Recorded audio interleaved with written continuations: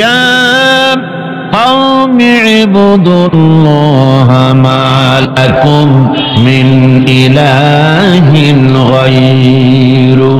প্রত্যেক নবী তার জাতিকে, তার সম্প্রদায়কে ডেকে বলেছেন, হে আমার জাতি, হে আমার সম্প্রদায়, এক আল্লাহর গোলামি করো, তিনি ছাড়া তোমাদের কোনো ইলাহ নাই, প্রভু নাই, মাবুদ বলে কেউ নাই। এভাবে করে কোরআনে কারীম একজন একজন করে নবীদের নাম উচ্চারণ করে আল্লাহ পাক শুনিয়ে দিলেন, শোনো, লাকাদ আরসালনা নূহান ইলা কওমিহি ফাকালা ইয়া কওমি ইবুদুল্লাহা মা লাকুম মিন ইলাহিন গায়রু। আল্লাহ পাক বলেন, আমি নূহ আলাইহিস সালামকে তার কওমের জন্য নবী করে পাঠালাম, আর নূহ আলাইহিস সালাম তার জাতিকে ডেকে বললেন, ও আমার জাতি, ও আমার সম্প্রদায়, এক আল্লাহর গোলামি করো, তিনি ছাড়া তোমাদের কোনো রব নাই, ইলাহ নাই, মাবুদ নাই। হুদ আলাইহিস সালাম সম্পর্কে আল্লাহ পাক বলছেন, ওয়াইলা আদিন আখাহুম হুদান ক্বালা ইয়া কওমি ইবুদুল্লাহা মা লাকুম মিন ইলাহিন গায়রু। হুদকে আমি সামুদ জাতির জন্য, আমি সালেহ আলাইহিস সালামকে তার জাতির জন্য পাঠিয়েছি, হুদকে তার জাতির জন্য পাঠিয়েছি, এবং তারা সকলেই বলেছেন, হে আমার জাতি, এক আল্লাহর গোলামি করো, এক আল্লাহর দাসত্ব করো, আর কারো গোলামি করা যাবে না। এভাবে করে শুআয়ব আলাইহিস সালাম সম্পর্কে আল্লাহ পাক বলেছেন, আমি মাদিয়ানবাসীদের জন্য তাকে পাঠিয়েছি, এবং তাকে আমি বলেছি যে একমাত্র আল্লাহ পাকের গোলামি করো, জীবনের সকল ক্ষেত্রে তার আনুগত্য করো। আল্লাহ পাক এরপরে বলেন, শুধু নূহ, শুধু হুদ, শুধু সালেহ আর শুআয়ব নয়, শুধু মূসা আর ঈসা নয়, ওয়ালাকাদ বা'আসনা ফি কুল্লি উম্মাতির রাসূলা আন ইবুদুল্লাহা ওয়াজতানিবুত তাগুত। আমি প্রত্যেক জাতির জন্যই রাসূল প্রেরণ করেছি, এবং সকলেই দাওয়াত দিয়েছেন, আন ইবুদুল্লাহ ওয়াজতানিবুত তাগুত, এক আল্লাহর গোলামি করো, এক আল্লাহর আনুগত্য করো, আর তাগুতকে বর্জন করো। তাগুত হচ্ছে সেই শক্তি, যে শক্তি শুধু নিজেই আল্লাহর আইন অমান্য করে না, অন্যদেরকেও অমান্য করতে বাধ্য করে। তাকে কি বলা হয়? কোরআন বলছি, وما أرسلنا من قبلك من رسول إلا نوحي إليه أنه لا إله إلا أنا فاعبدون। আল্লাহ পাক বলছেন, হে নবী, তোমার পূর্বে এই পৃথিবীতে আমি যাদেরকে পাঠিয়েছি তাদের সকলের প্রতি আমি এই ওহী অবতীর্ণ করেছিলাম যে তারা তার জাতিকে বলবে, লা ইলাহা ইল্লা, লা ইলাহা ইল্লা আনা, আমি ছাড়া কোনো ইলাহ নাই, অর্থাৎ আল্লাহ ছাড়া কোনো ইলাহ নাই। এই কথাটা নবীরা সকল জাতির কাছে তারা বলবে, এই বলে ওহী নাযিল করেছে, এবং তারা বলবে একমাত্র আল্লাহ পাকের গোলামি, তার আনুগত্য জীবনের সকল ক্ষেত্রে করতে হবে, তিনি ছাড়া কোনো ইলাহ নাই, এটাকে বিশ্বাস করতে হবে। মেরাজ উপলক্ষে আল্লাহ পাক রাসূল করিম সাল্লাল্লাহু আলাইহি ওয়াসাল্লামকে যে পেগাম দিয়েছিলেন, যে হাদিয়া দিয়েছিলেন, যে 14টি পেগাম ছিল, তার মধ্যে প্রথম পেগাম যেটা ছিল সে ছিল কি? وَقَضَى رَبُّكَ أَلَّا تَعْبُدُوا إِلَّا إِيَّاهُ وَبِالْوَالِدَيْنِ إِحْسَانًا। তোমার রবের পক্ষ থেকে এটা চূড়ান্ত রূপে ফয়সালা হয়ে গিয়েছে, চূড়ান্ত ফয়সালা হয়ে গিয়েছে যে দাসত্ব, গোলামি, আনুগত্য করতে হবে কেবলমাত্র আল্লাহ সুবহানাহু ওয়া তাআলা। আল্লাহ পাকের গোলামি ছাড়া কারো গোলামি করা যাবে না। এখন এই গোলামিটা কি জিনিস, আসুন আমরা ব্যাখ্যা করে আলোচনা করে বুঝতে চেষ্টা করি গোলামিটা কি। এটি হচ্ছে, এটা মানুষের একটা স্বভাবজাত প্রবৃত্তি। মানুষের সামনে মানুষ কারো না কারো আনুগত্য করতে চায়, এটা তার রুহের মধ্যে, তার রক্তের মধ্যে, তার দেহের মধ্যে এটা মিশ্রিত রয়েছে। যেমন মানুষ ক্ষুধা লাগলে ক্ষুধা নিবৃত্ত করার জন্য আহারের আশ্রয় গ্রহণ করে, ঠান্ডা লাগলে শীত বস্ত্রের আশ্রয় নেয়, ক্ষুধা লাগলে খাদ্যের আশ্রয় নেয়, গরম লাগলে বৃষ্টি হলে ঘরের মধ্যে আশ্রয় নেয়, মনের ভাষা ব্যক্ত করার জন্যে, মনের কথা ভাবের আদান প্রদান করার জন্য ভাষার আশ্রয় গ্রহণ করে। ঠিক এগুলি যেমন তার সহজাত প্রবৃত্তি, ঠিক অনুরূপ ভাবে উপাসনার প্রেরণা তার মধ্যে স্বাভাবিকভাবেই উপাসনার প্রেরণা তার মধ্যে ঢুকিয়ে দেওয়া রয়েছে। কারো না কারো সামনে তার মাথা নত করা এটি একটি স্বাভাবিক প্রেরণা। ইবাদতের ধারণা প্রকৃতপক্ষে এটি একটি ব্যাপক ধারণা। এর প্রথমে এটাকে দুই ভাগে ভাগ করা যায়, একটা হচ্ছে বন্দিগি এবং আনুগত্য, আর একটা হচ্ছে পূজা বা অর্চনা। বন্দিগি এবং আনুগত্যের ব্যাপারটা হচ্ছে যে উচ্চতর কোনো একটি সত্তার সামনে মাথা নত করে দেওয়া, যেটাকে আরবিতে বলা হয় ইজহারে তাজাল্লুল, নিজেকে ছোট করা, নিজেকে ছোট করা। এই নিজেকে ছোট করাটা এটা কিন্তু আল্লাহ পাক ছাড়া কারো সামনে মাথা নত করা, কথা বুঝেন না নাকি? আল্লাহ ছাড়া কারো সামনে মাথা নত করা যাবে না। সুতরাং আজ ইজহারে তাজাল্লুল, মানুষ নিজেকে ছোট করবে কেবলমাত্র আল্লাহর কাছে। কার কাছে? আল্লাহ ছাড়া কারো সামনে মানুষ মাথা নত করতে পারবে না। এমনকি আমার দেশের কোর্টগুলিতে জজ সাহেবদেরকে বলা হয় মিলর্ড, আমার প্রভু। ব্রিটিশের শেখানো কথা, কোন মুসলমান উকিলের এমন কথা বলা উচিত নয়, জায়েজ নয়, হারাম। এ ধরনের কাস্টমস, এ ধরনের ট্র্যাডিশন উৎখাত করা উচিত। মাননীয় স্পিকার, মাননীয় জজ সাহেব, সম্মানিত জজ সাহেব এভাবে বলতে পারে, কিন্তু আমার প্রভু, প্রভু তো মুসলমানের একজন। প্রভু কয়জন? তার নাম কি? এই 4-5 জনে কইলেন আল্লাহ। আল্লাহর নাম নিতে দুঃখ লাগে, ভয় করে, লজ্জা করে, চিল্লা এখন প্রভুকে আল্লাহ সুবহানাহু ওয়া তাআলা। সুতরাং তার সামনে মাথা নত করতে হবে। এখন বন্দিগি বা আনুগত্য, আমি এই জিনিসটা একটা দৃষ্টান্তের মাঝে আপনাদের সামনে পেশ করতে চাই। খুবই গুরুত্বপূর্ণ বিষয়, আপনারা শুনলে আশা করি আল্লাহ পাক আমাদেরকে ফায়দা দান করবেন। আমি দোয়া চাই এই গুরুত্বপূর্ণ বিষয়টি যেন গুছিয়ে আপনাদের সামনে পেশ করতে পারি, আল্লাহ পাক যেন তৌফিক দান করেন। এই আনুগত্যটার একটা দৃষ্টান্ত ভাবে দেওয়া যায়, যেমন চাকর মনিবের আনুগত্য করে। চাকর কার আনুগত্য করে? মনিবের। মনিবটা বলে, চাকর সেগুলিকে মান্য করে। এটাকে আরেকটু বড় করে যদি দেখতে চান তাহলে এভাবে বলা যায়, জনগণ, একটা দেশের জনগণ সরকারের আনুগত্য করে, সরকার যা বলে সরকারের আনুগত্য করে। মানুষ তার নিজের অজান্তেও কোর্টে, কাছারিতে, আদালতে, রাস্তায়, নৌকায়, স্টিমারে, প্লেনে, শিক্ষাঙ্গনে, সর্বত্র একটি দেশের জনগণ একটা সরকারের আইন নিজের অজান্তেই মেশিনের মতো পালন করে চলে, ঠিক কিনা?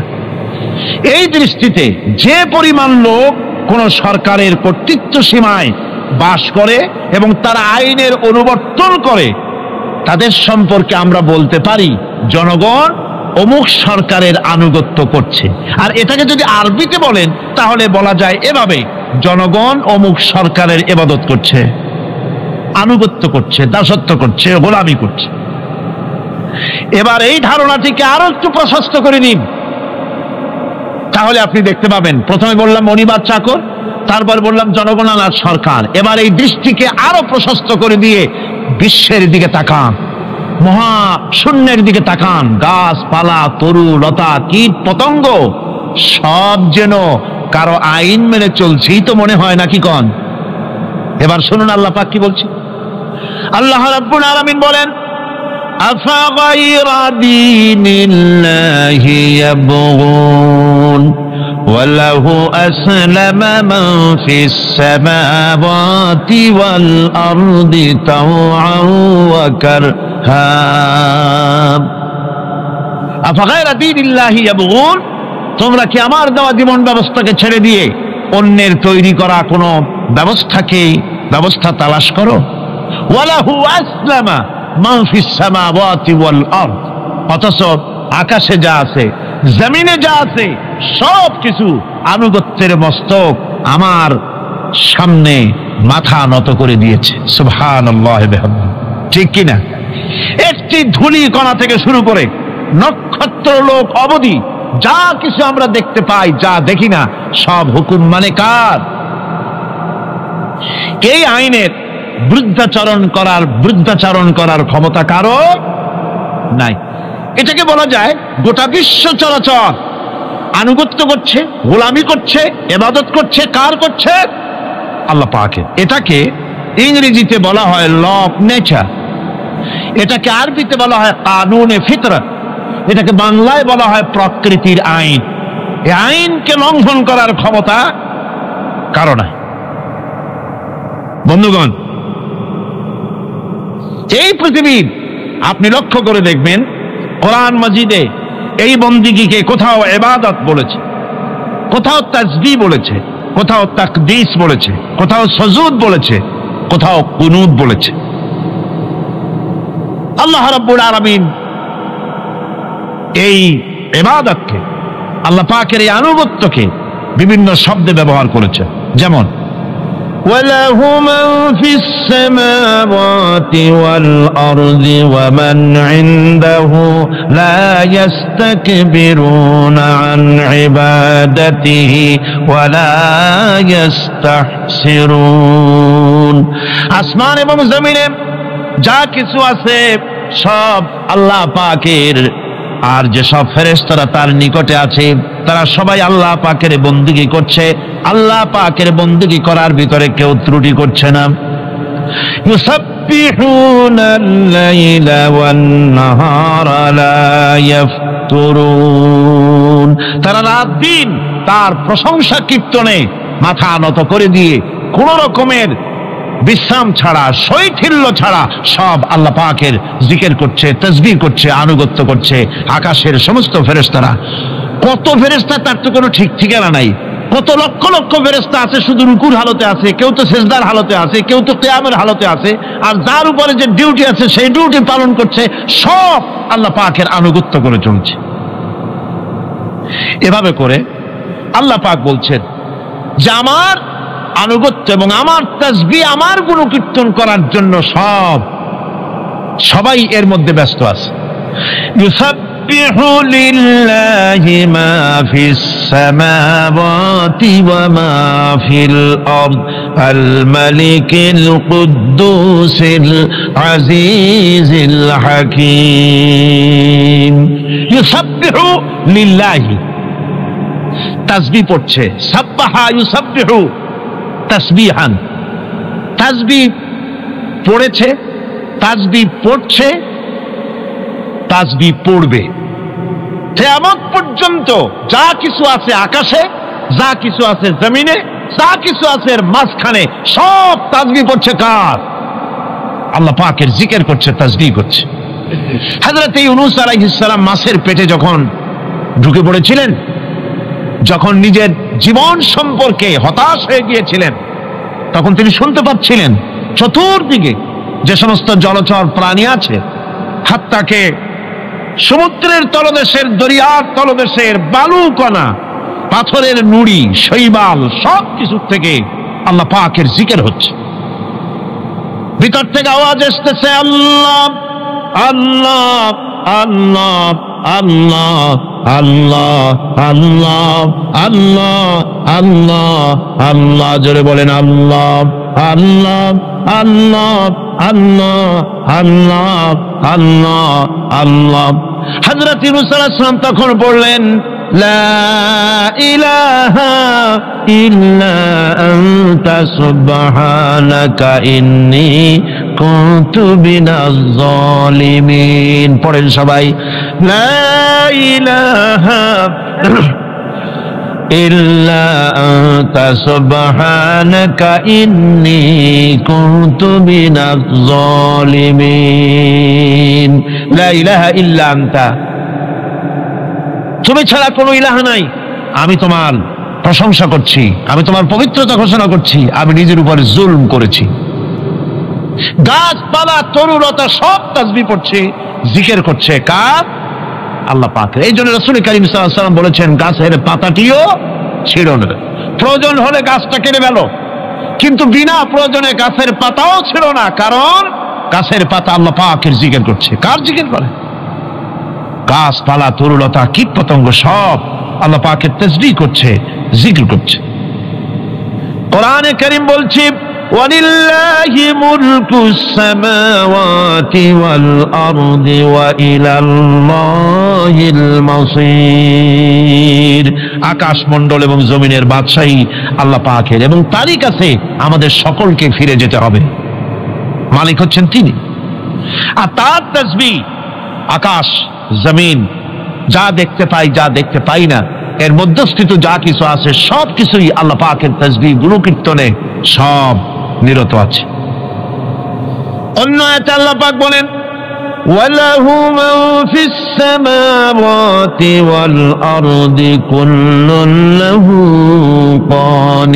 কানিতুন। আসমান এবং জমিনে যা আছে তা সবই আল্লাহর নির্দেশের সামনে মাথা নত করে দিয়েছে। শুধু তাই নয়, الشمس والقمر بحسبان والنجم والشجر يسجدان। সূর্য এবং চন্দ্র হিসাব অনুযায়ী আবর্তিত হচ্ছে, এবং বৃক্ষ এবং নক্ষত্ররাজি সেজদায় রত হয়ে আছে। সব আল্লাহ পাকের সামনে মাথা নত করে দিয়েছে। এই ইবাদত, তাসবিহ, আজ্ঞা অনুবর্তিতা, নিয়ম অনুবর্তিতা, সচেতনতা, সকল কিছু সকলেই মিলে আল্লাহ পাকের একটি ধূলিকণা থেকে শুরু করে পাহাড় পর্বত পর্যন্ত সব আল্লাহর নিয়ম কানুন মেনেই চলছে। হযরত ওমর রাদিয়াল্লাহু তাআলা আনহু মসজিদে নববীতে ফজরের নামাজ পড়ে দেখলেন এক গ্রুপ লোক সেখানে বসা। জোহরের সময় দেখলেন সেই লোকগুলি বসা, আসরও দেখলেন, মাগরিবেও দেখলেন, এশাও দেখলেন। প্রশ্ন করলেন, তোমরা যে এখানে বসা, তোমরা কারা? গতকাল ফজর থেকে আজকে এশা পর্যন্ত দেখতেছি, তোমরা কারা? তারা বললো যে আমরা এখানে আল্লাহর জিকির আজগার করি, দূর থেকে আসছি। খাও কি? যে কিছু লোকেরা আমাদেরকে রান্না বান্না করে খাও, আমরা আল্লাহর জিকির করি তো এই জন্য রান্না বান্না করে আমাদের খাওয়াই যায়। হযরত ওমর বলছেন, তোমাদের মতো অলসগুলোরে যে খাওয়ায়, তোমাদের থেকে ওই লোকগুলির মর্যাদা আল্লাহর কাছে অনেক বেশি। তবে মনে রাখো, আগামীকাল ফজরের পরে যদি এই জায়গায় তোমাদেরকে বসে থাকতে দেখি, ব্যাট মেরে মসজিদ নববী থেকে বের করব। ইসলাম কাজের প্রতি উৎসাহিত করেছে এবং ধনাঢ্য লোককে দায়িত্ব দিয়েছে অফি আমওয়ালিহিম হাক্কুল লিসাইল ওয়াল মাহরুম। ধনীদের উচিত গরিবদের অধিকার আদায় করে দেওয়া। ডক্টর শহীদুল্লাহ যখন ডক্টরেট ডিগ্রি করে দেশে ফিরলেন, তো লোকেরা মনে করলো ডক্টর হয়ে আসছে। পুরান ঢাকার লোকেরা সবাই গেল তার কাছে জ্বর, সর্দি, ব্রঙ্কাইটিস, টাইফয়েড, নিউমোনিয়ার ওষুধ আনার জন্য। তিনি যে এত বুঝাইতে চেষ্টা করলেন যে আমি ওষুধের ডাক্তার না, আমি ভাষার ডাক্তার। পুরান ঢাকার লোকেরা কইল, ডক্টর হইছে মগর ওষুধ দিবার পারে না। ডক্টর মরহুম শহীদুল্লাহ তিনি বক্তৃতা করতে গিয়ে বলতেন শিক্ষিত লোকদেরকে, উনি তো সাধারণ লোকদের মধ্যে বক্তৃতা করতেন না, শিক্ষিত লোকদের মধ্যে বক্তৃতা করতে গিয়ে বলতেন, তোমরা যতই শিক্ষা গ্রহণ করো, ব্রিফকেস ভর্তি করে যত ডক্টরের ডিগ্রি আনো না কেন, এই কিতাবের জ্ঞান যদি না থাকে তোমরা পণ্ডিত, তবে তোমরা মূর্খ পণ্ডিত। এই কিতাবের জ্ঞান যদি থাকে তাহলে তোমরা সত্যিকারের পণ্ডিত হইতে পারবা। সেই কিতাবখানার নাম কি? আল কোরআন। আমি আজ আপনাদের সামনে এই কোরআন থেকে সেই কথাগুলি বলবো ইনশাআল্লাহ। আপনারা দোয়া করেন যেন বলতে পারি। আমি আল্লাহর কাছে নিজেকে সুবদ্ধ করতেছি, সুবহানাকা লা ইলমা লানা ইল্লা মা আল্লামতানা। আল্লাহ তাআলা, আমার তো কোনো জ্ঞান নাই, আমি তো লোকেরা আমাকে মুফাসসিরে কোরআন বলে, কিন্তু আমি তো জানি আমি কি, আমি কোরআনের একজন ছাত্র মাত্র। এই লাখো জনতাকে তোমার কোরআন থেকে বলা তৌফিক দান করে দিও, বলি আমিন। প্রিয় ভাই সব, শয়তানের ওয়াসওয়াসা থেকে আসুন আগে পানা চেয়ে নি। সবাই পড়েন আমার সাথে, আউযু বিল্লাহি মিনাশ শাইতানির রাজীম, বিসমিল্লাহির রাহমানির রাহিম। বিতাড়িত মজদুর শয়তানের ওয়াসওয়াসা থেকে আল্লাহর কাছে পানাহ চাই। বলেন আমিন। পরম করুণাময় আল্লাহ রাব্বুল আলামিন নামে শুরু করছি। আল্লাহ তাআলা আমাদেরকে সৃষ্টি করে অন্ধকারে ছেড়ে দেননি। কি বলেন, অন্ধকারে ছেড়ে দিয়েছেন?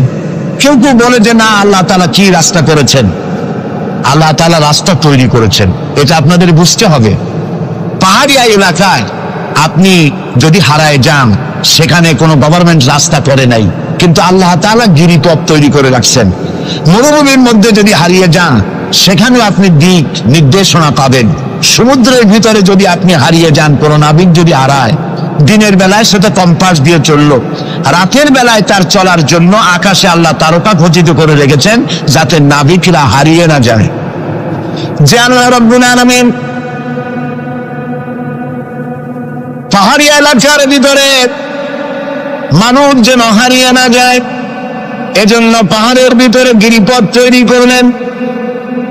মরুভূমির ভিতরে চলার জন্য দিকের নির্দেশনা দিলেন। সমুদ্রের ভিতরে নাবিক যাতে না হারায়, আকাশে তারকা আল্লাহ তাআলা খচিত করে রাখলেন। সেই আল্লাহ রাব্বুল আলামিন পৃথিবীতে মানুষ চলাফেরা করবে, মানুষ জন্মগ্রহণ করে মৃত্যু পর্যন্ত চলার জন্য তার অর্থনীতি প্রয়োজন, রাজনীতি প্রয়োজন, সমাজনীতি প্রয়োজন, তার শিক্ষানীতি প্রয়োজন। জীবনের এই নীতিমালার বাঁকে বাঁকে মোড়ে মোড়ে সে হারায় যাবে। আল্লাহ তাআলা এমনকি তার বান্দার প্রতি আচরণ করতে পারেন না। সেজন্য রব্বুল আলামিন বান্দা পৃথিবীতে যেন সঠিক পথে চলতে পারে, এজন্য তার জীবনের প্রত্যেকটি মোড়ে মোড়ে বাঁকে বাঁকে আল্লাহ তাআলা কোরআনের আলো, নূরের আলো আল্লাহ জ্বালিয়ে রেখেছেন। আল্লাহ তাআলা বলেন, قد جاءكم من الله نور وكتاب مبين قد جاءكم من الله نور। ও পৃথিবীর মানুষেরা শোনো, অবশ্যই আমি আল্লাহর পক্ষ থেকে তোমাদের জন্য এসেছে আলো, ওয়া কিতাবুম মুবিন, আর দিয়েছি আমি একটা স্পষ্ট কিতাব, সুস্পষ্ট কিতাব। তোমাদের সৃষ্টি করে আমি অন্ধকারে ফালাই দেই নেই, আমি একটা আলো দিছি। সেই আলোটা কি? সূর্য? সেটি কি চন্দ্র? না, সেটি চন্দ্র নয়, সেটি সূর্য নয়। সেই আলোটির নাম হলো মুহাম্মাদুর রাসূলুল্লাহ সাল্লাল্লাহু আলাইহি ওয়াসাল্লাম। জীবনের এমন কোন দিক এবং বিভাগ নাই যেখানে আল্লাহ তাআলা মুহাম্মদ সাল্লাল্লাহু আলাইহি ওয়াসাল্লামকে আদর্শ বানান নাই। সুবহানাল্লাহ। আমি তার কথাই আজকে আপনাদেরকে বলবো ইনশাআল্লাহ। বলি ইনশাআল্লাহ। প্রিয় ভাই সব, এই পৃথিবীতে আল্লাহ রাব্বুল আলামিন সব থেকে দুর্বল করে সৃষ্টি করেছেন মানব গোষ্ঠীকে। মানুষেরা সব থেকে দুর্বল। আপনি বলতে পারেন যে কেমনি আমরা দুর্বল হইলাম, এত মারামারি করি তারপরেও দুর্বল? হ্যাঁ, তারপরেও দুর্বল। যেমন গরু, সে তার আত্মরক্ষার জন্য মাথায় দুইটা শিং পাইছে, আমরা কেউ শিং পাইনি, আমরা দুটি করতে পারিনি, ঠিক না? কথা কন না কেন? কুকুরে কামড়াইতে পারে, কুকুরের কাজ কুকুরে করেছে, কামড় দিয়েছে পায়, তাই বলে কি কুকুরে কামড়ানো মানুষের শোভা পায়? মানুষ কি কুত্তার গায়ে কামড় দিতে পারবে? ওই রকমের শক্তিশালী দাঁত মানুষের আল্লাহ দেন নাই। সাপেরে আল্লাহ তাআলা বিষধর দন্ত দিয়েছেন, বাঘের খাবার মধ্যে নখর দিয়েছেন, মূলার মতো মোটা মোটা দাঁত দিয়েছেন। এমনকি আত্মরক্ষার জন্য ভীমরুল বলওয়ারের রুল ফুটাবার মতো শক্তি আল্লাহ দিয়েছেন। এবার বলেন তো, আপনার কাছে আত্মরক্ষার কি আছে? আপনি তো বলতেই পারেন বীরত্বের সাথে, হ্যান করেঙ্গে ত্যান করেঙ্গে, লাঠি কে আন্দার মুগুর ভরেঙ্গে, বলতে পারবেন, কিন্তু লাঠির মধ্যে মুগুর আপনি ভরতে পারবেন না। মানুষের কাছে আত্মরক্ষার কোনো হাতিয়ার নাই। এই মাহফিলের মধ্যে যদি এখন একটা সাপ ঢোকে, অথবা বড় জাতের কয়েকটা ব্যাঙ ঢোকে, লাফানো শুরু করবে এই মাথা দিয়া, এই মাথা দিয়া লোক দৌড় আরম্ভ করবে। তারপর অন্তত সদরঘাট পর্যন্ত দৌড়াই গিয়ে জিজ্ঞেস করবে, ভাই আমরা দৌড়াই কেন? তো সামান্য ব্যাঙের সাথে পারি না, সামান্য সাপের সাথে পারি না, বললা ভীমরুলের সাথেও পারি না। আত্মরক্ষামূলক হাতিয়ার আমাদের কাছে দেওয়া হয় নাই। এরপরে এমনকি আমরা চোখে ভালো করে দেখি না, চোখ দিয়েও আমরা দেখতে পাই না। আপনারা বলবেন তাহলে আমরা কি ভেলকি দেখি? না, ভেলকি দেখেননি। আমাদেরকে দেখতে হলে আমরা আলোর সাহায্য দেখি, আলো না হলে আমরা দেখতেও পারি না। অমাবস্যার রাতে মানুষ নিজের শরীরও নিজে দেখতে পারে না। এই যে অবস্থা, এই যে দুর্বলতা, এই দুর্বল মানুষকেই পৃথিবীর সকল সবল প্রাণীর চাইতে আল্লাহ তাআলা শ্রেষ্ঠ করেছেন। শ্রেষ্ঠ কে বলেন? কে? কিসের দিক থেকে শ্রেষ্ঠ? জ্ঞান। জ্ঞান দিয়ে আল্লাহ মানুষকে শ্রেষ্ঠ করেছেন। সুতরাং জ্ঞান দিয়ে আপনি সব চিনবেন, আর আলোর পথ চিনবেন না, তা তো হতে পারে না। এই জন্য আপনি সব যেমন চেনেন, আলোর দিশাও আপনাকে পাইতে হবে। আপনার নেতা Karl Marx, Lenin, Mao Tsetung, Hegel, Darwin, Copernicus, Kepler, এরা আপনার নেতা হতে পারে না। আপনার আমার নেতা হবেন মুহাম্মদুর রাসূলুল্লাহ সাল্লাল্লাহু আলাইহি ওয়াসাল্লাম। আচ্ছা, ওনারা নেতা হবেন না কেন? সেটাও একটু ব্যাখ্যার দাবি রাখে। ওনারাও কিন্তু কষ্ট করেছেন। মার্কস, হেগেল, মাও সেতুং, এরা কষ্ট করেছেন, জেল খেটেছেন, বই লিখেছেন, মানবতার কল্যাণে এগুলি করেছেন। কিন্তু তাদের কথার কোনো মিল ছিল না। এক একজন এক এক ধরনের কথা বলেছেন, এবং তাদের কথা দিয়ে পৃথিবীর মানুষের জন্য কোনো স্থায়ী শান্তি প্রতিষ্ঠিত হয় নাই পৃথিবীর এক ইঞ্চি জমিনের ওপারেও। এটা ঠিক কিনা? নবীদের কথায় আমাদের চলতে হবে, কারণ নবীদের কথার মধ্যে কোনো গরমিল হয় নাই। আদম আলাইহিস সালাম বলেছেন আল্লাহ এক, নূহ আলাইহিস সালাম বলেছেন বেশি হইতে পারে, নাউযুবিল্লাহ। ইব্রাহিম আলাইহিস সালাম বলেছেন আখিরাত আছে, আরেকজন নবী বলেছেন নাও থাকতে পারে। একজন নবী বলেছেন কবর আযাব হবে, আর একজনে বলেন এটা একটা আমার চিন্তায় না থাকতেও পারে। এইরকম নবীদের কথার মধ্যে কোনো ব্যস্ত হয়েছে? বলেন হয়েছে? কেন হয় নাই? কারণ দার্শনিক, রাজনীতিবিদ, ওনাদের যে শ্রেণী, ওর থেকে নবীদের শ্রেণী সম্পূর্ণ স্বতন্ত্র, এবং দুই শ্রেণীর মাঝে গালফ অফ ডিফারেন্স। দার্শনিক এবং রাজনীতিবিদরা তারা কথা বলেন নিজস্ব মন মস্তিষ্ক প্রসূত জ্ঞান দিয়ে, আর নবীরা কথা বলেন আল্লাহর জ্ঞান দিয়ে। এই জন্য পৃথিবীতে যত নবী এসেছেন সমস্ত নবীদের স্লোগান ছিল একটা। কয়টা ছিল? আদম আলাইহিস সালাম থেকে নিয়ে শুরু করে মুহাম্মাদুর রাসূলুল্লাহ সাল্লাল্লাহু আলাইহি ওয়াসাল্লাম পর্যন্ত যত নবী আল্লাহ পৃথিবীতে পাঠিয়েছেন, সমস্ত নবীদের স্লোগান একটাই ছিল, লা ইলাহা ইল্লাল্লাহু মুহাম্মাদুর রাসূলুল্লাহ। মুহাম্মদুর রাসূলুল্লাহ নবী করিম সাল্লাল্লাহু আলাইহি ওয়াসাল্লামের সময় হয়েছে, আর বাকি সমস্ত নবীর সময় স্লোগান একটাই ছিল, লা ইলাহা ইল্লাল্লাহ। কোনো ব্যস্কম নাই, সব নবীরা এক কথা বলেছেন। কারণ নবীরা যে কথা বলেছেন সমস্ত কথা আসছে একটা অফিস থেকে। কয়টা অফিস? এবার বলেন তো অফিসটার নাম কি? কার অফিস? আল্লাহর অফিস। এবং একজন মেসেঞ্জার সমস্ত নবীদের কাছে আল্লাহর মেসেজ বহন করে নিয়ে এসেছেন, সেই আল্লাহ কর্তৃক নিয়োগ প্রাপ্ত অথেন্টিক জেনুইন যিনি রাসূল ছিলেন, বার্তাবাহক ছিলেন, স্পেশাল মেসেঞ্জার ছিলেন, তার নাম কি? সুবহানাল্লাহ। পৃথিবীর সবচাইতে বেশি মর্যাদা এবং সব থেকে বেশি সুন্দর করে আল্লাহ তাআলা তাকে এই পৃথিবীতে পাঠিয়েছেন। তিনি যখন পৃথিবীতে আসলেন, পৃথিবীটা কি ছিল? চুরি, ডাকাতি, জিনা, ব্যভিচার, হত্যা, ধর্ষণে ভরপুর মরাজাতি। ওই যে বলেছিলাম মরাজাতি, এই মরাজাতিটারে কেমনে জিতে বানানো যায়, রাসূলুল্লাহ সেই চেষ্টা করলেন। 40 বছর বয়স এরা পাহাড় থেকে নেমে এনে, কবি বলছেন উতর কর গারে হেরা সে সুয়ে কওম আয়া, উতর কর গারে হেরা সে সুয়ে কওম আয়া, और एक नुस्खे किमिया साथ लाया। হেরা পাহাড় থেকে নবীজি নেমে এলেন, সাথে আনলেন পরশ পাথর, নাম কি? কোরআন। হেরা পাহাড় থেকে নেমে আসলেন, হাতে আনলেন পরশ পাথর। এই পরশ পাথরের ছোঁয়া যখন লাগলো, ওমরের মতো পাথর সোনার টুকরা হয়ে গেল। সুবহানাল্লাহ। যারা ছিল নারী জাতির ইজ্জত, সতীত্ব, সংগ্রামের জম, তারা হয়ে গেল নারী জাতির পাহারাদার। সুবহানাল্লাহ বলুন। কোরআন মরা জাতিকে জিন্দা করছে। আহারে কপাল, সেই কোরআন শরীফ দিয়ে তাবিজ লিখি আমরা। আরে বাবা, বাংলাদেশে ইমদাদিয়া লাইব্রেরি, ওসমানিয়া লাইব্রেরি, কতগুলি লাইব্রেরি হয়েছে চকবাজার এলাকায়। আমি তাদেরকে অনুরোধ করব, আপনারা এই আকামটা কখনো করবেন না। ভালো কাজটা করতেছেন, বইপত্র ছাপেন, কিন্তু কোরআন শরীফের মধ্যে আপনারা তাবিজ ঢুকাইছেন। তাদের লেখা, তাদের ছাপানো কোরআন শরীফের মধ্যে দেখা যায় সূরা ইউসুফের নকশা, সূরা মরিয়মের নকশা, সূরা মায়েদার নকশা, ইয়াসিনের নকশা, এবং লেখা আছে এই নকশা ব্যবহার করলে মাথা ভালো হবে, ওই নকশা ব্যবহার করলে বিয়ে হবে তাড়াতাড়ি, এই নকশা ব্যবহার করলে তাড়াতাড়ি বাচ্চা হবে। কোথায় পেয়েছি? কোরআন শরীফ তাবিজের জন্য নাজিল হয় নাই, বিশ্বাস করুন মুসলমান। সুতরাং নকশা আঁকায়া কোরআন শরীফে ছাপানো আল্লাহর কালামের সাথে বেয়াদবি। যারা এই কাজটি করছেন, আমি তাদেরকে অনুরোধ করি, আল্লাহর রাস্তায় এই কাজ বন্ধ করে দিন, তওবা করুন। কোথায় পেলেন?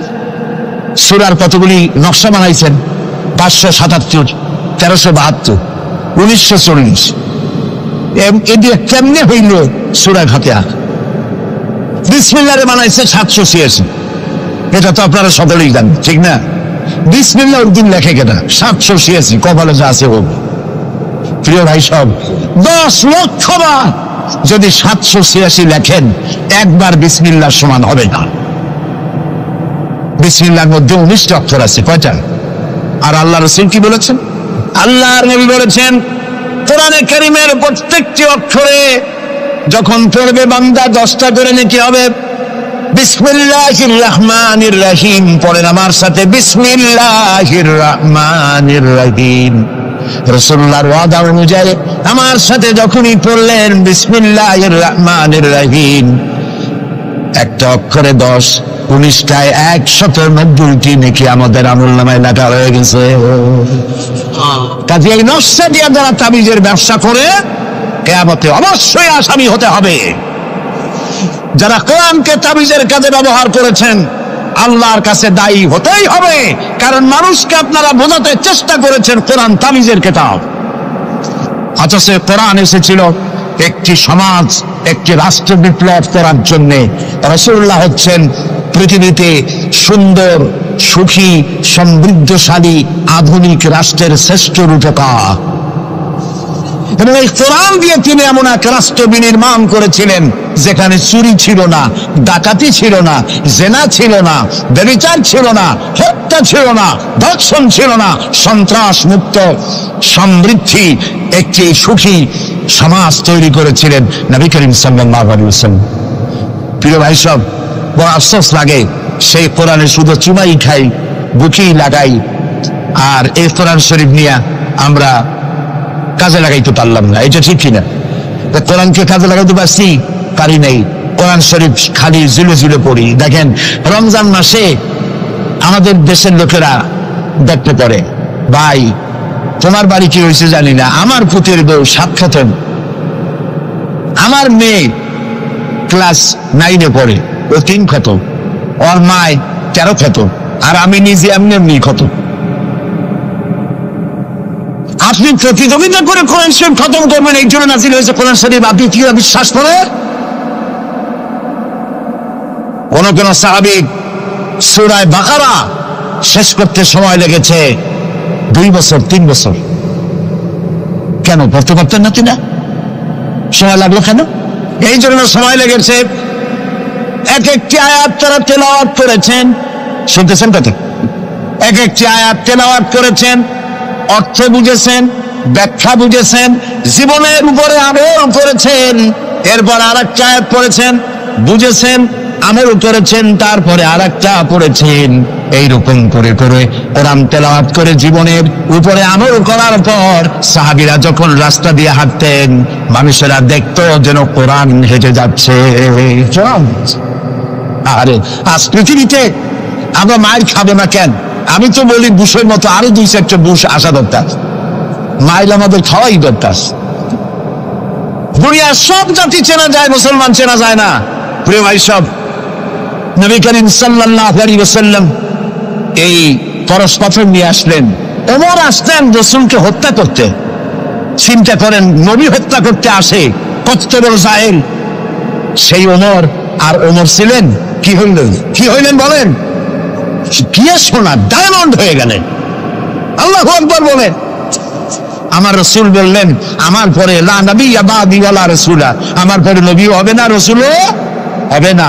কিন্তু আমার পরে যদি আল্লাহ কাউকে নবী বানাতেন, ওমর অবশ্যই নবী হয়ে যেতেন। আল্লাহু আকবার। প্রিয় ভাই সব, ওমর রে জাহালাত থেকে কয়লার খনি ছিল ওমর, সেখান থেকে ডায়মন্ড বানাই দিল আল্লাহ তাআলা। কি দিয়ে বানাইলেন? কোরআন। আমরা কিন্তু এর কাছেও যাইতে পারলাম না, খালি সুমা দিলাম আর তাবিজ বানাই গলায় ঝুলাইলাম। এই কোরআন শরীফ আমরা একটা কাপড় দিয়ে পেঁচাই রাখি, আমাদের ঘরে কাপড় দিয়ে কোরআন অনেকের বাড়িতে পেঁচানো আছে, আছে না? এই কাপড়টা যদি মাটিতে পড়ে যায়, যদি তাও লাগে, তাহলে আমরা আটকে উঠি, ঠিক না? কাপড়টা উঠাই কি করি? সুমা দিই। একটা কাপড় আর তো কিছু না, এখানে তো টেবিলেও কাপড় আছে, আমার পায়ের তলেও কাপড় আছে, আমার পরনেও কাপড় আছে, ঠিক না? আপনাদের আছে না? তো এগুলো পাও লাগবে তো আমি আটকে উঠি না। কোরআন শরীফের সাথে যে কাপড়টা ছিল ওটা পড়ে গেলে পাও লাগলে আটকে উঠি এবং অপরাধ বোধের সৃষ্টি হয়, ঠিক কিনা? কেন হয়? কারণ এই কাপড়টা কোরআনের সাথে কিছুদিন জড়ানো ছিল। কয়েকটা দিন কোরআনের সাথে জড়িয়ে থাকার কারণে একটা কাপড়ের টুকরার ইজ্জত যদি বাড়ে, ইজ্জত যদি বেড়ে গেল, যাদের জন্য কোরআন নাজিল হইল ওদের ইজ্জত বাড়লো না। আমাদের ইজ্জত বাড়ছে। আমাদের ইজ্জত যদি বাড়বে তাহলে ইরাকে বুশেরা আমাদের মারে কেন? আমাদের ইজ্জত যদি বাড়ে তাহলে শ্যারন প্যালেস্টাইনে আমাদের মারে কেন? আমাদের ইজ্জত যদি বাড়ে তাহলে কাশ্মীরে ভারতের কাফের সরকার আমাদের মারে কেন? আলজেরিয়ায়, বসনিয়ায়, চেচনিয়ায়, এরিত্রিয়ায়, সারা পৃথিবীতে আমরা মার খাচ্ছি। তাহলে কি এই কথা বুঝবো যে কোরআন থাকবে যে জাতির কাছে, কোরআনের কারণেই তারা মার খাবে? আল্লাহ কি বলে শুনি। আল্লাহ রাব্বুল আলামিন বলেন, তাহা মা আনজালনা আলাইকাল কুরআনা লিতাশকা। ও নবী, কোরআন আমি এই জন্য নাজিল করি নাই যে কোরআন আপনাকে ভাগ্য বিপর্যস্ত করে দেবে, হতভাগ্য বানায় দেবে। কোরআন এই জন্য নাজিল করি নাই। কোরআন নাজিল করেছে এই জন্য কোরআনের ধারক বাহক যারা হবে তারা শাসিত হবে না, গোটা বিশ্বকে তারা শাসন করবে। এই জন্য এসেছিল কোরআন। কারণ কোরআন দিয়ে শাসন করলেই মানুষেরা নিরাপত্তা পাবে। নারীর অধিকার কে দিল? এই কোরআন দিয়েছে। শ্রমিকের অধিকার কে দিল? এই কোরআন দিয়েছে। কৃষক, মজুর, সাদা এবং কালো মানুষের ব্যবধান কে দূর করলো? এই কোরআন করেছে। সুবহানাল্লাহ। এই কোরআনের মধ্যে কি কি আছে? এর মধ্যে রাজনীতি আছে, অর্থনীতি আছে, সমাজনীতি আছে, দর্শন আছে, এর মধ্যে পররাষ্ট্রনীতি আছে, পররাষ্ট্রনীতি আছে। বিজ্ঞান আছে বলে এ কোরআন বিজ্ঞানের বই নয়। ইতিহাস আছে বলে এ কোরআন ইতিহাসের বই নয়। রাজনীতি আছে বলে এটা রাজনীতির কিতাব নয়। অর্থনীতি আছে বলে এটা অর্থনীতির কিতাব নয়। তাহলে প্রশ্ন হবে এটা কি? এটা হচ্ছে মানুষের জীবন পরিচালনার জন্য যত নীতি প্রয়োজন, সমস্ত নীতির মূল নীতি যে কিতাবে লেখা হয়েছে সেই কিতাবের নাম আল কোরআন। প্রিয় ভাই সব, নবী করিম সাল্লাল্লাহু আলাইহি ওয়াসাল্লাম কে আল্লাহ তাআলা এজন্য পাঠান নাই যে তিনি আর তার সাহাবীরা মসজিদে বসে বসে আল্লাহ আল্লাহ করবেন আর রাষ্ট্র চালাবে ফেরাউন আর নমরুদেরা, রাষ্ট্র চালাবে আবু জাহেলের গোষ্ঠীরা, ফাসিক, ফুজ্জার, নামাজ নাই, রোজা নাই, ঘুষখোর, মদখোর, এরা রাষ্ট্র চালাবে। এই জন্য ইসলাম আসে নাই। ইসলাম এসেছে রাষ্ট্র পরিচালনা করার অধিকার কোরআনে কার? আল্লাহ রাব্বুল আলামিন বলেন, আলা লাহুল খালকু ওয়াল আমর ইনিল হুকমু ইল্লা লিল্লাহ। সৃষ্টি যার, আইন চলবে তার। সৃষ্টি যার, আইন চলবে তার। আলা লাহুল খালকু ওয়াল আমর, সৃষ্টি যার, আইন তারই চলবে। কারণ এই কোরআনের তো কোনো পরিবর্তন নাই। এটি সংবিধান, এটি কনস্টিটিউশন। আমাদের একটা কনস্টিটিউশন আছে, আছে না? কবে তৈরি হয়েছিল? 72-তে। 1972 সালে বাংলাদেশের সংবিধান রচিত হয়েছিল। আজকে 2004।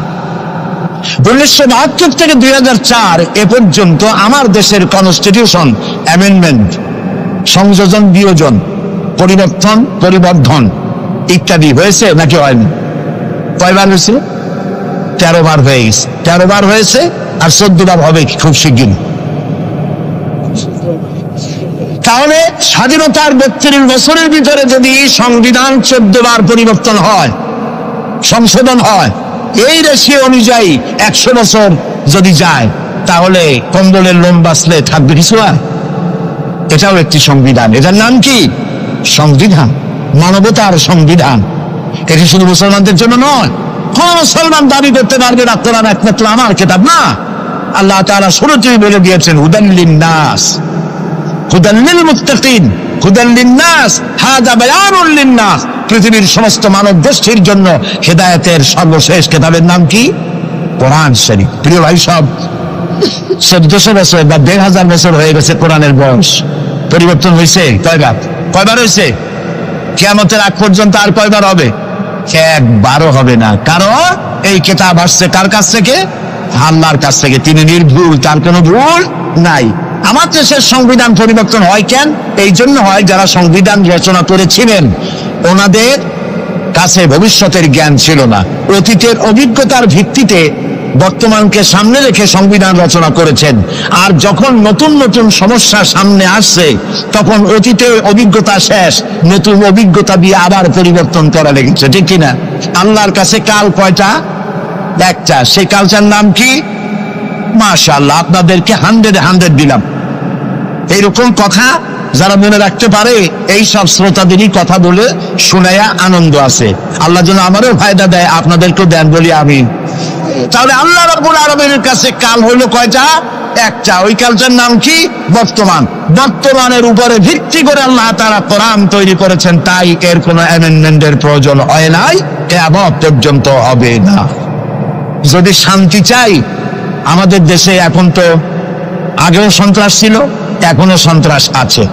সন্ত্রাস নির্মূল আমরা করতে পারবো না যতক্ষণ না এই কোরআনের শাসন প্রতিষ্ঠিত হচ্ছে, ততক্ষণ পর্যন্ত সন্ত্রাস নির্মূল করা যাবে না। এ ব্যাপারে আরো কথা সামনে বলবো, বলেন ইনশাআল্লাহ।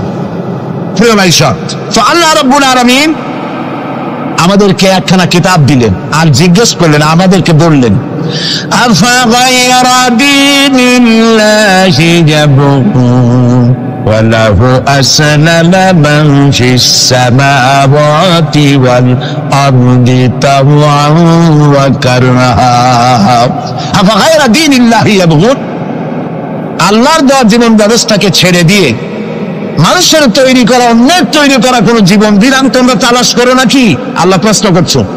ওয়ালাহু আসলামা মান ফিস সামাওয়াতি ওয়াল আরদ, অথচ আকাশে যা আছে, জমিনে যা আছে, আমি দত্তের মস্তক সবাই অবনত করে দিয়েছে আমি আল্লাহর সামনে। সুবহানাল্লাহ। আর তাই সেখানে শান্তি। যারা আল্লাহর আইন মানে সেখানেই শান্তি। দেখেন, একটু আগে আমি বলেছিলাম শুরুতে, সকল প্রাণীর আত্মরক্ষার হাতিয়ার আছে। আমাদের যদি আত্মরক্ষা করতে হয়, লাঠি, বন্দুক, ছুরি ইত্যাদির আশ্রয় দিতে হয়। আমার শরীরে, আপনার শরীরে আত্মরক্ষামূলক কোন হাতিয়ার বলে নাই। এখন আপনি বলেন, আত্মরক্ষার হাতিয়ার আছে বাঘের। সুন্দরবনে বাঘ আছে নাকি নাই? আপনারা কি এটা শুনেছেন যে গত বছর সুন্দরবনের বাঘেরা কোন একটা বিষয় নিয়ে রাগারাগি করিয়া নিজেরা কামড়াকামড়ি করে 200 বাঘ মারা গেছে? হয়েছে এরকম? কুমিরের এত বড় বড় দাঁত, এইরকম খিল লেগে যান। এই সব কুমিরেরা তারা জঙ্গলে অথবা নদীর ভিতরে মারামারি করিয়া নিজেরা মারামারি করে 400-500 কুমির মারা গেছে। পাখিরা মারামারি করে মরছে, সাপেরা মারামারি করে মরছে। এরকম হয়েছে কখনো? হয় না। বরং আমি বলতে চাই, এই পৃথিবীতে বাঘে, সাপে, কুমিরে, হাঙ্গরে, সিংহে যত না মানুষ মেরেছে, মানুষেরা নিজেরাই তার থেকে 1,00,000 গুণে বেশি মানুষ মেরেছে। ওদের মধ্যে শান্তি আছে, আমাদের মধ্যে শান্তি নেই।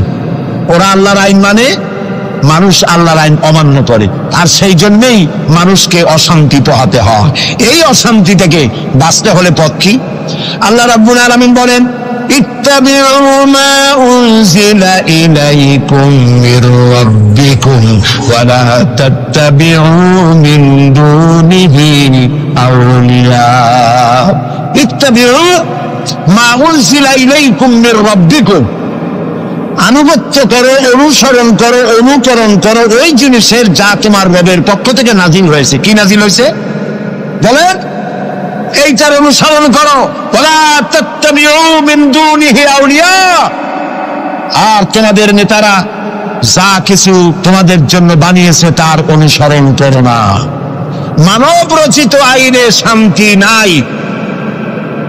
আল্লাহ তাআলা বলছেন, আমার বান্দারা ইত্তাবিউ মা উনজিলা ইলাইকুম মির রাব্বিকুম, আল্লাহর পক্ষ থেকে যে কিতাব আসছে এইটার অনুসরণ করো, এটার মধ্যে সব আছে।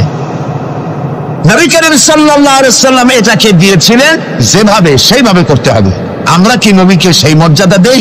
না দেই। মুহাম্মদ সাল্লাল্লাহু আলাইহি ওয়াসাল্লামকে মনে করেছি অন্যান্যরা যেমন নেতা, মুহাম্মদ সাল্লাল্লাহু আলাইহি ওয়াসাল্লাম এইরকম একজন ধর্মীয় নেতা। কোরআন শরীফকে মনে করেছি বেদ বাইবেল যেমন ধর্মগ্রন্থ, কোরআন ওইরকম একটা ধর্মগ্রন্থ। আমি আপনাদেরকে বলতে চাই, এই কোরআন একটি মুকাম্মাল নিজামে হায়াতের নাম। জীবনের সব কথা আল্লাহ তাআলা এখানে বলে দিয়েছেন। এই জন্য গতানুগতিক ভাবে ধর্মীয় পুস্তক নয়। আর মুহাম্মদ সাল্লাল্লাহু আলাইহি ওয়াসাল্লাম গতানুগতিক ভাবে কোন ধর্মীয় নেতা নন। তিনি হচ্ছেন আদর্শ, পৃথিবীর সব মানুষের জন্য আদর্শ নেতা, এক সফল রাষ্ট্রনায়ক আল্লাহ রাসূল সুবহানাল্লাহ। নবী করিম সাল্লাল্লাহু আলাইহি ওয়াসাল্লাম রাষ্ট্র প্রতিষ্ঠা করেছেন, ইসলামের রাষ্ট্র। তার বুনিয়াদ কি? ওয়াতাসিমু বিহাবিলিল্লাহি জামিআন ওয়া লা তাফাররাকু, ঐক্যবদ্ধভাবে আমার রজ্জুকে, আল্লাহর রশিকে মজবুত করে ধারণ করো। কে বলতেছেন? আল্লাহ। নবী করিম সাল্লাল্লাহু আলাইহি ওয়াসাল্লাম যে রাষ্ট্র পরিচালনা করেছিলেন, সেখানে কোনো জাতি, বর্ণ ও আঞ্চলিকতাকে গুরুত্ব দেওয়া হয় নাই। সেখানে গুরুত্ব দেওয়া হয়েছে হাবলুল্লাহ। হাবলুল্লাহ মানে কি বলেন? আল্লাহর রশি। বলেন আপনারা, হাবলুল্লাহ মানে কি? আল্লাহর রশি। আল্লাহর রশি কি? এটাকে রশি বলা হইল কেন? বলবো এটাকে রশি বলা হইল কেন? আমরা ছিলাম বেহেশতে। কোথায় ছিলাম? পড়ে গেছি কোথায়? ধরুন এটা একটা কুয়া, দুনিয়াটা কি? কুয়া। বেহেশত থেকে পড়ে গেছি কুয়ার মধ্যে। এখন কুয়ায় পতিত মানুষ উঠাবার জন্য সব থেকে ভালো কি? বাঁশ। কুয়ায় পতিত মানুষ উঠাবার জন্য কোন জিনিস সব থেকে ভালো? রশি। আল্লাহ তাআলা কোরআন নামক একটা রশি ফেলাই দিলেন। পড়ে গেছে দুনিয়ায়, আমি চাই তোরা আবার তোদের হারানো বাড়িতে ফিরে আয়। এখন এটা রশি আল্লাহ ফেলাই দিলেন। কুয়ার মানুষ উঠাবার জন্য রশি সব থেকে ভালো, তবে রশির দুইটা শর্ত লাগবে। শর্ত কয়টা? দুইটা। এক নম্বরের শর্ত হলো রশি যেন পচা পাটের দড়ি না হয়, তাহলে পরে নিচে যারা ছিঁড়ে ধরবে, উপরে যে টান দিয়ে উঠাইতে যাবে, ছিঁড়ে গিয়া প্রতিটা মানুষের দাঁতটা ছিল ওগুলো ভাঙিয়ে শেষ হয়ে যাবে। তাহলে দড়ি কি হইতে হবে? মজবুত। দুই নম্বর, যিনি ধরে টান দিবেন তার হাত হতে হবে মজবুত, তা না হলে পরে যত মানুষ ছিঁড়ে ধরবে ওই হাত থেকে যদি দড়ি ফসকে যায়, যাও চান ছিল তাও শেষ। উপরে ধরে আছেন কে? রশির অবক্রান্ত। আল্লাহর এই রশি কি পচা পাটের দড়ি? এর থেকে মজবুত দড়ি আর আছে? এই দড়ির অপর প্রান্তে ধরেছেন কে? গোটা পৃথিবীর সব মানুষ একত্রিত হয়ে এই রশি ধরো। আল্লাহ তাআলা বলেছেন অপর প্রান্ত ধরে হারানো বাড়ি জান্নাতে ফিরাই দেব। নবী করিম সাল্লাল্লাহু আলাইহি ওয়াসাল্লামের এটাই ছিল তার রাষ্ট্র প্রতিষ্ঠার মূলনীতি। কোরআন ধরো, কোরআন বোঝো। এই কোরআন দিয়ে তিনি একটি বিচার ব্যবস্থা চালু করলেন কোরআন দিয়ে। রাসূলুল্লাহ এখন প্রেসিডেন্ট। রাসূলুল্লাহ এখন কি? প্রেসিডেন্ট। দেখেন বিচার কেমনে হচ্ছে। আল্লাহ রাব্বুল আলামিন কোরআনের আয়াত দিয়ে বিচার ব্যবস্থা কন্ট্রোল করে দিলেন। বিচারে কারো পক্ষপাতিত্ব করা যাবে না। ওয়া ইযা হাকামতুম বাইনান নাসি আন তাহকুমু বিল আদল। আল্লাহ তাআলা বলেন, তোমরা যখন লোকদের মাঝে বিচার করবে, সুষ্ঠু বিচার করবে, ভালো ফয়সালা করবে, সুবিচার করবে। আর বিজাতীয়দের ব্যাপারে, অমুসলিমদের ব্যাপারে বিচার করতে গিয়ে তাদের উপরে জুলুম করবে না। ওয়ালা ইয়াজরিমান্নাকুম শানাআনু কওমিন আলা আন তা'দিলু। বিচার করতে গিয়ে হিন্দু, খ্রিস্টান, বৌদ্ধ, মুসলমান না, এই চিন্তা করে অমুসলিমদের উপরে বিচার করবে না। বিচার করতে হবে, সে বিচার যদি মুসলমানদের গায়ে লাগে তাও লাগুক, বিচার হতে হবে সুবিচার। প্রিয় ভাই সব, এই বিচারের ভিতরে জেনাকারের শাস্তি আছে। জেনাকারের শাস্তি কি হবে? সয়ের শাস্তি কি হবে? আল্লাহ তাআলা বলে দিলেন আস-সারিকু ওয়াস-সারিকাতু ফাকতাউ আইদিয়াহুমা, সর পুরুষ হোক আর নারী হোক উভয়ের হাত কেটে দাও। এই আইনটা কার? আল্লাহ তাআলার আইন। এই আইনকে কিছু কিছু লোক বলে এইটা নাকি বর্বর আইন, বলেন নাউযুবিল্লাহ। আল্লাহর আইনকে যদি কেউ বর্বর আইন বলে তার ঈমান থাকে? আর ঈমান তো নাই, থাকবে কি? আল্লাহ বলছেন হাত কেটে দাও। এখন যারা এটার বিরুদ্ধে তারা বলে কি জানেন? ওদের তো বলা হয় বুদ্ধিজীবী। কি জীবী? বুদ্ধিজীবী। আর বুদ্ধির ছেলায় যত বুদ্ধিজীবী আছে বাংলাদেশে দেখবেন মাথায় কারো চুল নাই, বুদ্ধির জ্বালায় চুল চুল সব শেষ। চতুর্দিকে কিছু আছে স্টেডিয়ামের মতো, চতুর্দিকে দর্শক মাঝখানে খালি। এরা বলে কি? এরা বলে চোরের হাত কাটা আইন বর্বর আইন। হাত কাটলে ও তো গরিব মানুষ, চুরি করছে, হাতটা কাটলে ওর ছেলে মেয়ে না খাই মরবে, সবাই হবে ভিক্ষু। এটা আইন হলো? ওই বেটারা জানে না চোরের হাত কাটা আইন রাসূলুল্লাহর মক্কি জিন্দেগিতে নাজিল হয় নাই। এই আইন নাজিল হয়েছে রাসূলুল্লাহ যখন মদিনায় প্রেসিডেন্ট। খাওয়া পড়া শিক্ষা চিকিৎসা বাসস্থানের গ্যারান্টি দেওয়া হয়ে গেছে, কারো খাবারের অভাব নাই, পড়ার অভাব নাই। এই সময় আয়াত নাজিল হলো। এখন তো যদি চুরি করে তাহলে বোঝা যাবে এটা তার পেশা অথবা নেশা। পেটের জ্বালায় তো চুরি করেনি। কাজে এখন যদি কেউ চুরি করে হাত কেটে দাও। হযরত ওমর রাদিয়াল্লাহু তাআলা আনহু বলেছেন, তার জামানায় একবার দুর্ভিক্ষ হয়েছিল মদিনায়। তিনি বলেছিলেন এখন যদি কোন চোর ধরা পড়ে এই অবস্থায় যে পেটের জ্বালায় চুরি করছে, এটা যদি প্রমাণিত হয় তাহলে হাত কাটা আইন চালু করবা না। তার মানে ইসলাম আগে দেয় পেটে, তারপরে দেয় পিঠে। এই জন্য ইসলামী সরকার তার কাজই হলো জাতির উপরে, দেশবাসীর উপরে ইনসাফ করা, তাদের প্রয়োজন মিটিয়ে দেওয়া, এটা হচ্ছে তাদের দায়িত্ব। সেই দায়িত্ব করে ইসলাম। এবার দেখেন নরহত্যার শাস্তি। এই যে সমানে খুন হইতেছে বিভিন্ন জায়গায়, শাস্তি হয় না, সেই জন্য খুন বাড়তে থাকে। বিচারের কিছু মাইল পেস আছে, সেই মাইল পেসে চোরগুলা, ডাকাতগুলা, সন্ত্রাসীগুলা পার পাইয়ে যায়। পুলিশেরা জীবন প্রাণান্ত করে এক একটা আসামি ধরে, প্রাণান্ত করে আসামি ধরে, তারপরে হাইকোর্ট থেকে জামিন পাইয়া যায়। যারে ধরলো জামিন পেয়ে গেল। এখন তো সে পুলিশের নাকের ডগায় আঙ্গুল দিয়ে দেখা যায়, পাল্লা নাগার আটকাইতে, ঠিক না? ইসলামের বিধান ভিন্ন। হত্যা করেছে, ইয়া আইয়ুহাল্লাযীনা আমানু কুতিবা আলাইকুমুল কিসাসু ফিল কাতলা, তোমাদের প্রতি নরহত্যার শাস্তি স্বরূপ কিসাস নির্দিষ্ট করা হয়েছে, অর্থাৎ হত্যার বদলে হত্যা। সে হত্যা করেছে প্রমাণিত হয়েছে, অলিভিয়া সপল্টনের মাঠে রেডিওর সমস্ত চ্যানেলগুলিকে দাওয়াত দাও, পত্রিকার সাংবাদিকদের দাওয়াত দাও, লোকেরা দেখুক, সকলের সামনে ওকে হত্যা করা হোক। জিনার শাস্তি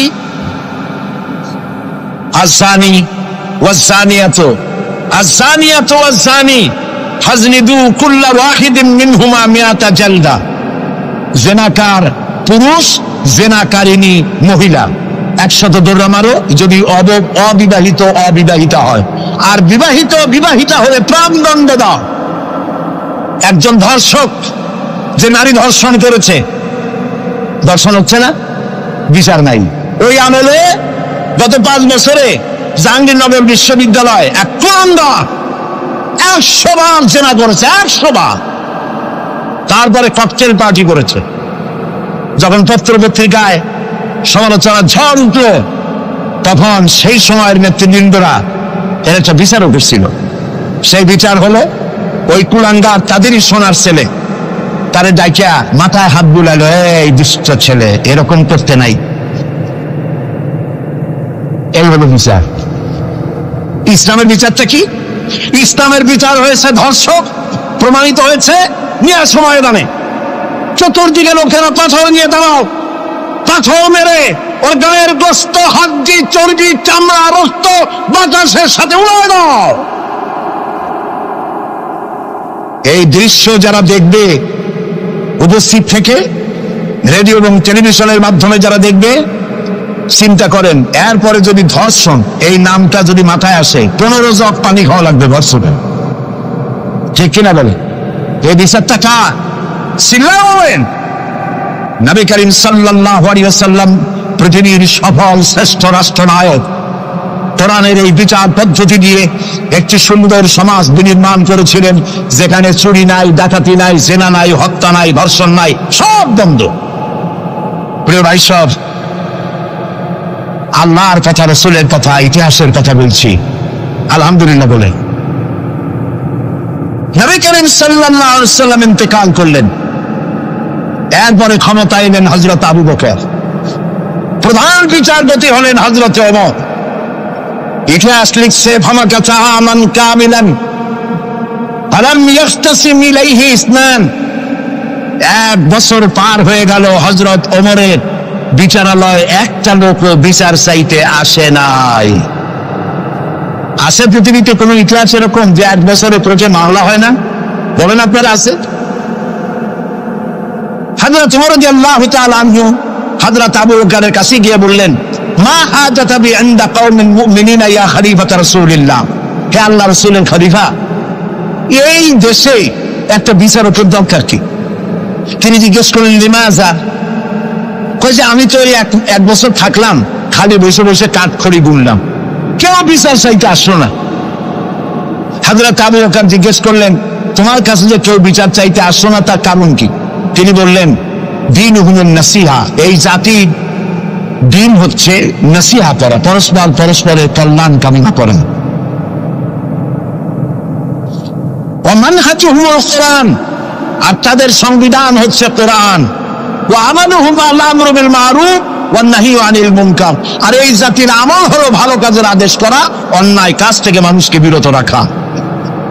কুল্লু ওয়াহিদিন মিনহুম ইয়ারিফু হাদ্দাহু ফায়াকিফু ইনদাহু, আর এর প্রত্যেকটি ব্যক্তি তার সীমারেখা চেনে, আল্লাহর হদ সীমারেখা চেনে, এবং সেই সীমারেখার কাছেই সে দাঁড়িয়ে যায়।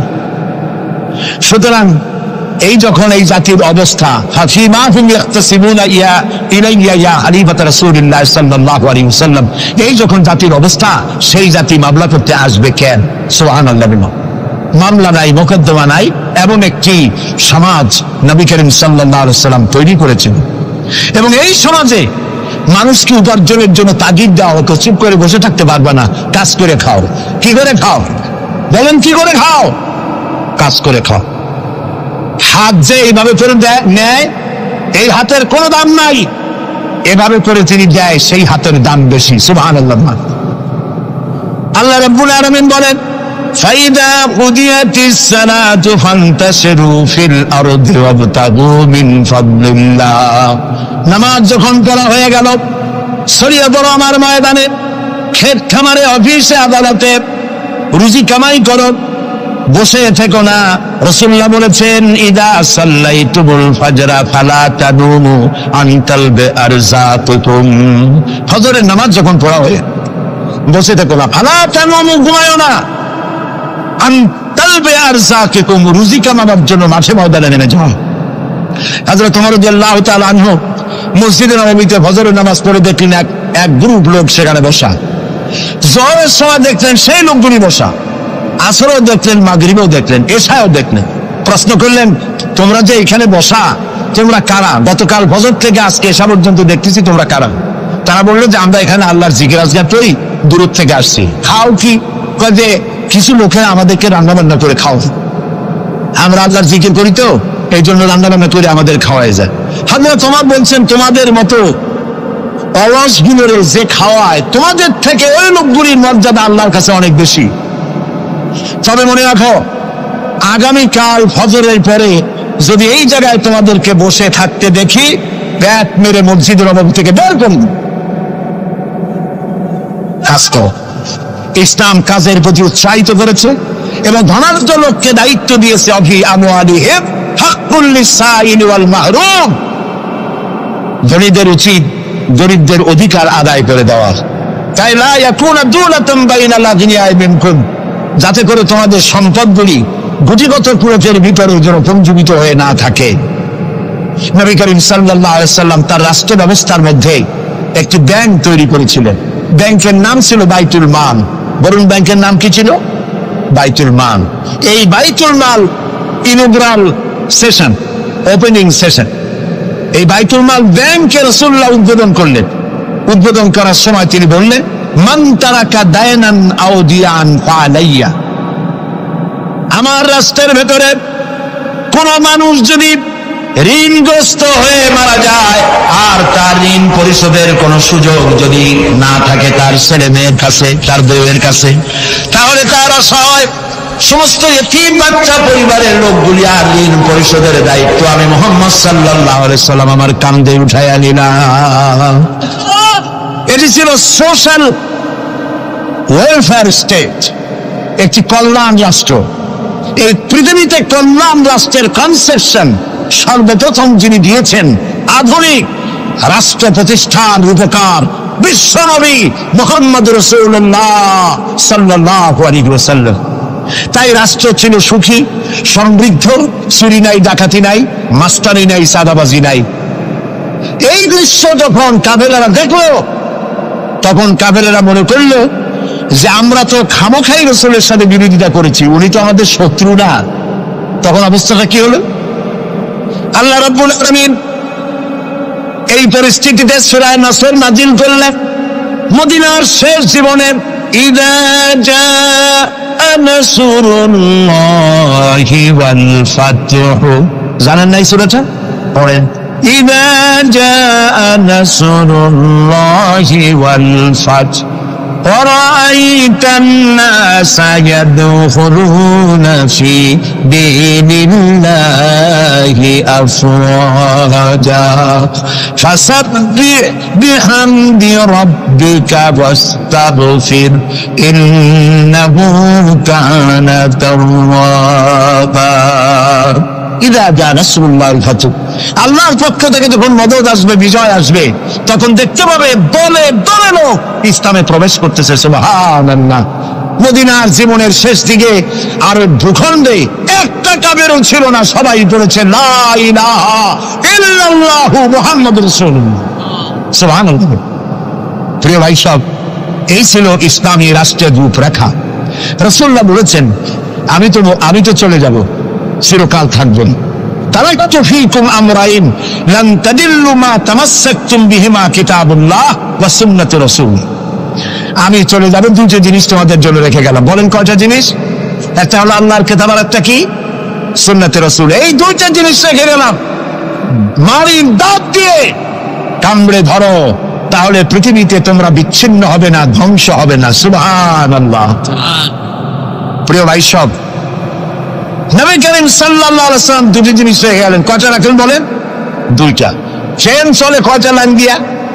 বলেন, দুইটা লাইন। দুইটা লাইনের উপরে চেন চলে। চেন কি? কতগুলি কম্পার্টমেন্ট, এর মধ্যে মানুষ বসে, মাল সামান নিয়ে মানুষ বসলো। চাকার দূরত্ব আর লাইনের দূরত্ব যদি সমান থাকে, তাহলে কমলাপুর থেকে ছাড়বে, চিটাগং চলে যাবেন আরামসে, সেফ বুঝে, ঘুমাইতে ঘুমাইতে। ঠিক কিনা? বোঝেন কথা?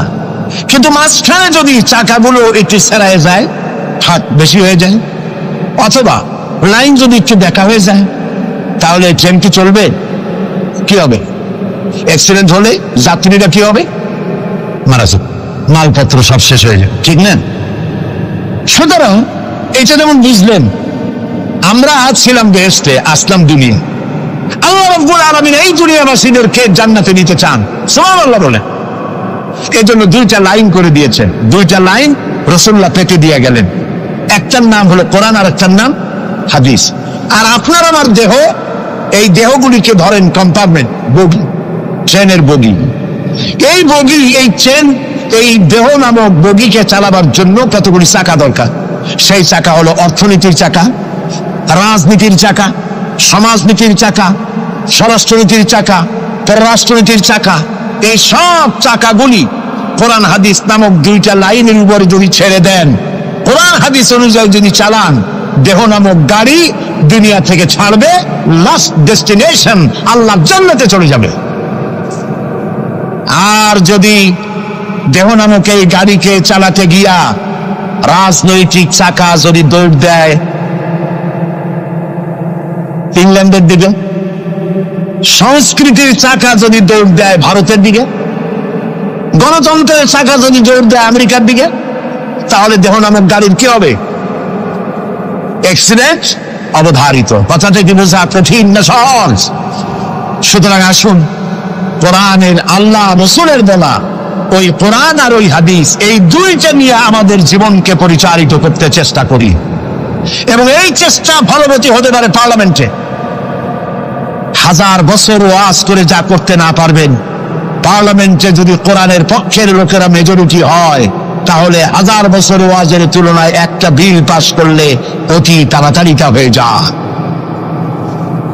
এই জন্য জনগণকে সেভাবে তৈরি হতে হবে, প্রস্তুতি নিতে হবে এবং বুঝতে হবে কোরআনের আইন ছাড়া সন্ত্রাস দুর্নীতি নির্মূল হবে না, হবে না, হবে না।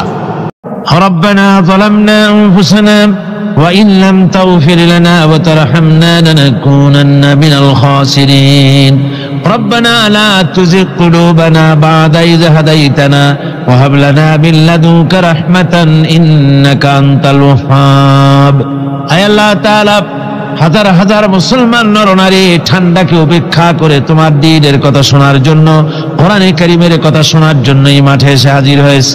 আল্লাহ তুমি দয়া করে মেহেরবানি করে আলোচনার সওয়াবটুকু হুজুরে পুরনূর সাল্লাল্লাহু আলাইহি ওয়াসাল্লামের রূহ মোবারকে পৌঁছে দাও। রব্বুল আলামিন আমাদের মধ্য থেকে যাদের মা বাপ দুনিয়া থেকে জনমের মতো বিদায় হয়ে গেছে, আল্লাহ কবরে যদি আযাব থাকে দয়া করে আযাব মাফ করে দাও। আল্লাহ আমাদের মা বাপের উপরে তোমার রহমত নাজিল করো। রব্বিরহামহুমা কামা রব্বায়ানি সগীরা রব্বিরহামহুমা কামা রব্বায়ানি সগীরা। হে আল্লাহ রব্বুল আলামিন, এই মাহফিলে যত লোক আছি আমরা, কার কোন ব্যাধি আছে, রোগ আছে, আমরা তুমি ভালো করে জানো। আমাদের প্রত্যেকের ব্যাধিকে তুমি শিফায়ে আজলা দান করে দাও।